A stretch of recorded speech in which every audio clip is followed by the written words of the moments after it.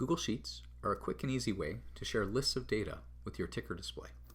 To get started, select your ticker from your app, then hit the Add Playlist item, and from the top row, select the far right icon for Google Sheets.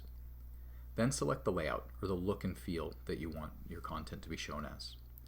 Then browse out to your Google Drive, find the spreadsheet that you'd like to share. In this example, I'll use Dean's List.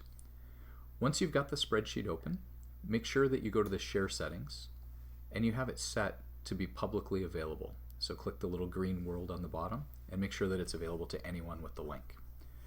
After you've done that, then just copy the link to your clipboard. If you don't have Google Drive on your phone, you can always share the link via text, email, however you want to get it to your clipboard, and then paste it into the app. Once you've done that, then select the number of rows that you want to show. So in my example, I had 6 rows of data, and then hit Add to Playlist. Once you publish it, that'll start streaming your data out to your ticker display. If you have any questions, don't hesitate to reach out to us at support@risedisplay.com.